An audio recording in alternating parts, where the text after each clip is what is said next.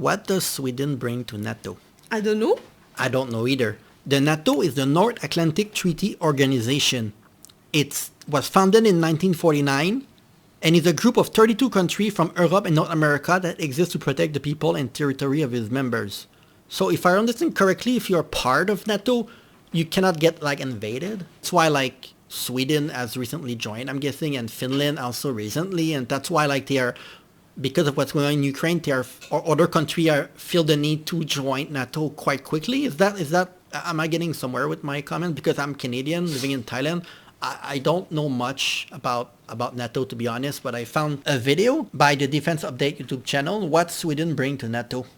Now that Sweden is officially joining NATO, which I was surprised to know that they were not already part of NATO, given that Finland was already in NATO before them, which seemed unusual. But anyway, let's get started. Sweden is set to join NATO this year, with Hungary's long-delayed parliamentary approval finally voted through.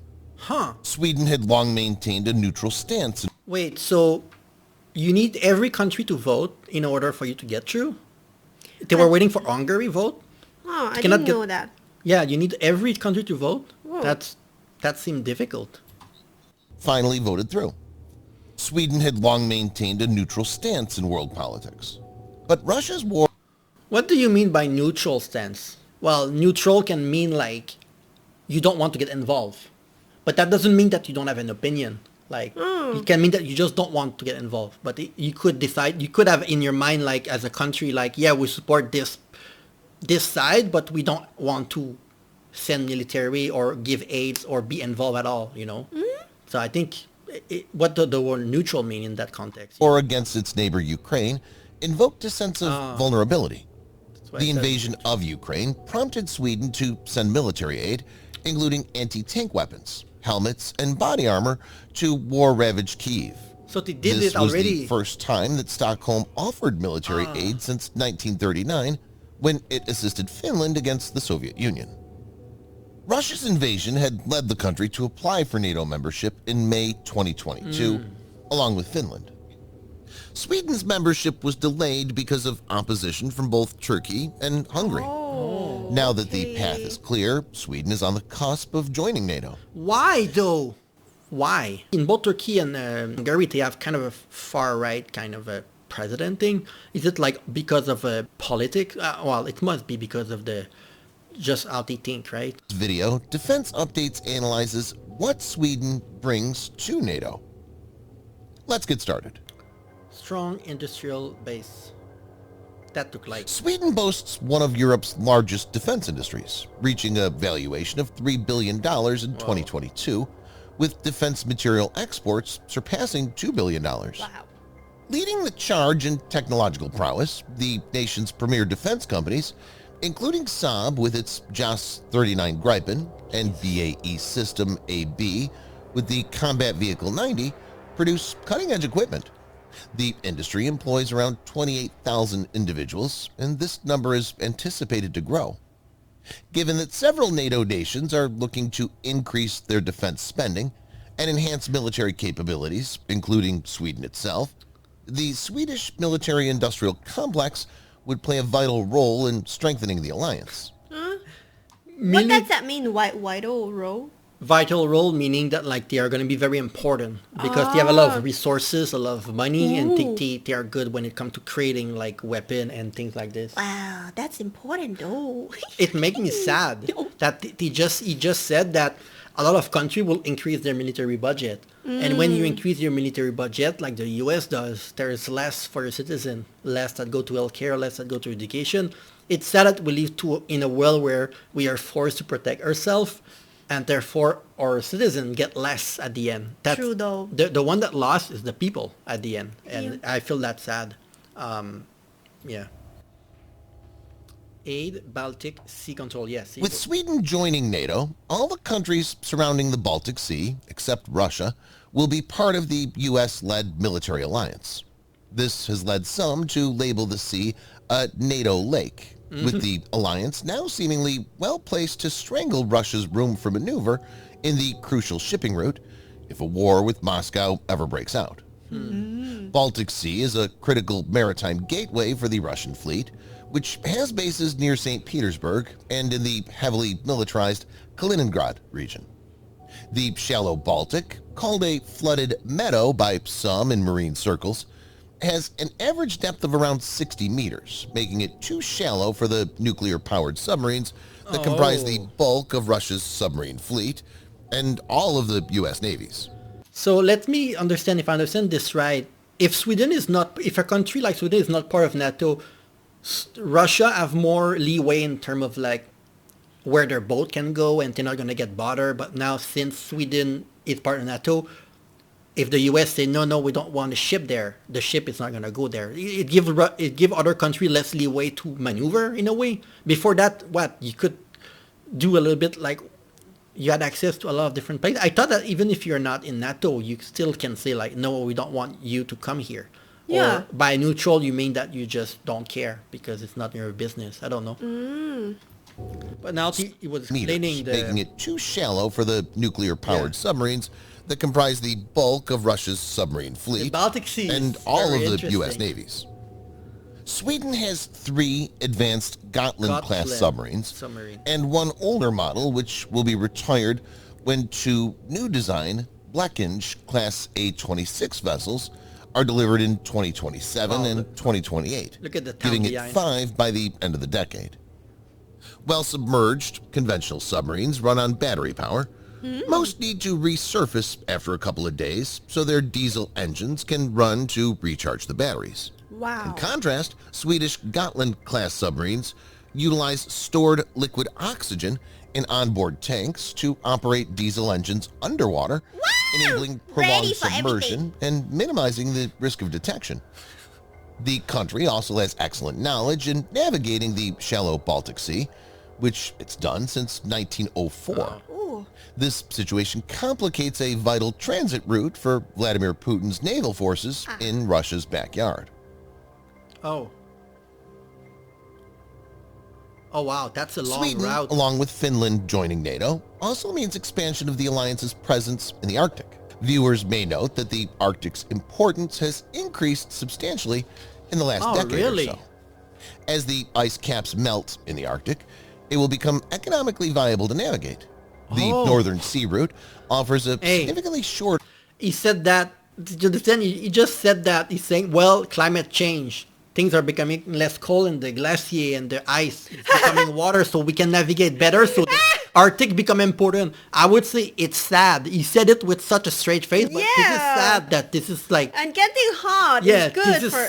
No way, not good, not good, not good. Yeah, but it's sad. It's sad. Economically viable to navigate. He said it the with Northern a straight Sea face, Route offers a significantly shorter shipping distance between Europe and Asia compared to alternative routes. By utilizing the NSR, shipping companies can save time and fuel costs, making it an attractive option for international trade.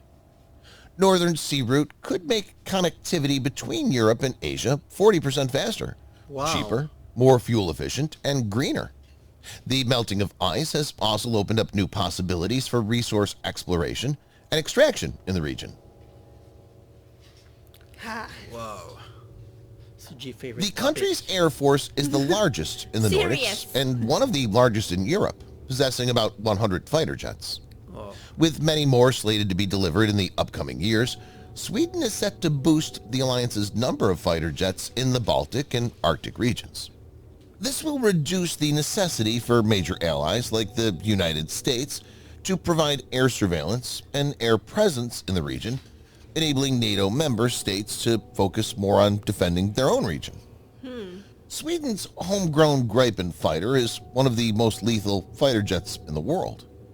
The Gripen E, the latest generation of the JAS-39, has been significantly overhauled, which includes addition of a more powerful General Electric F414G turbofan engine. This seems so light. 22,000 pounds, or 98 kilonewtons, allowing it to travel at a top speed of Mach 2. The Gripen E can also be airborne significantly longer than the... Well, he just said how heavy it is, but is it considered heavy for a plane? Because when I look at it and I look at the structure, it doesn't seem heavy. I don't think it's heavy like a plane, like a public plane. No, but compared to other fighter jets, I mean. But I mean, it depends, right? Like, it needs to be a reason why it's heavier than that, why it's heavier than this, but it doesn't look heavy because look. And you can go at It's Mach so 2 speed. thin. You need to tell me Mach 2 speed. I'm not very familiar with these. as the internal fuel tanks are now 40% larger. Oh. The fighter can be equipped with an array of advanced air-to-air and air-to-ground weapons and would be able to hold its own against any Russian fighter. While the use of the Gripen puts it at odds with other NATO members that use Lockheed Martin-designed F-16 or F-35, force integration and joint operation shouldn't be a major problem. Sweden has formed ever closer ties to the alliance, joining the Partnership for Peace program in 1994 and the Euro-Atlantic Partnership Council in 1997. Norway, Finland, and Denmark have also signed the Nordic Air Commanders' intent in March 2023, with the goal of combining air capabilities to better deter Russia.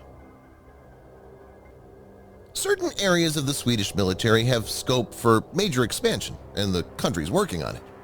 Sweden has earmarked 126 billion Swedish krona, that's about 11.83 billion US dollars, for its 2024 military budget, a 28% increase. See, The 28% increase. And you have people in the comment every time that we react to Sweden that said, well, in Sweden, it's not doing that well anymore. Yes, we have good salary, we pay a lot of tax, and now we're not sure when the money goes. So if the money increase in military, you guys lose money elsewhere. And I'm wondering if you guys watching, if you're watching this, you're probably someone who like NATO because you have clicked on this video. But what do you think overall, like for people that are more critical? Is it something that you like that they're joining NATO? Or is there a way that you could have joined NATO without having to upgrade 28% their military spending? Like, what do you think about that? Because I think that it's the population that end up like, it doesn't bring anything to them at the end except some extra security. But at what cost? Yeah. Yeah, that's sad. The defense spending will be double that of 2020 and will exceed the threshold of 2% of GDP, which is what NATO members are supposed to allocate. So It we will can exceed gauge that the 2%. Swedish armed forces will see a significant capability boost. In a few years, it'll become much more capable when compared to what it currently is. This will, in turn, benefit NATO. Subscribe for more videos. In Thailand, when we had military government, we always like think about why do we need to put the money, like when you pay tax, right? Why do we need to put the money too much on like military? No one gonna fight us. But then at one point, someone wanna fight us still. They want to take something out from us. So now I'm kind of thinking like, it should be good if we had some kind of better technology a little bit. But of course, we cannot compare with what is going on here. But also, the boost in military spending and stuff like that, it's also an anti-immigration tools that people use to radicalize people, especially people that are on the right side of the political spectrum. They will use NATO and they will use the US influence to use that as a tool for people to vote for government that are pro-arms, like in the US, right? Anyway. No, but I mean, sometimes it's quite sad, right? Because right now when like people talking about Russia or China, it always like create kind of negative vibe, like they are the devil or something. Maybe then they not doesn't even want to do anything, I don't know. Well, I mean, I'm not saying that it's not needed. I'm just saying that it's sad that we live in a world where we need to Like, have to worry scare. about your neighbor, what they're gonna do to you, instead of putting the money into your citizen. That's what happened when we live with a world with border instead of a word, because historically, passport was not a thing, Passport become common and created more division. But anyway, please let us know what you think in the comment below. If there's other video that we should react to, let us know. Yeah. Bye-bye. Bye-bye.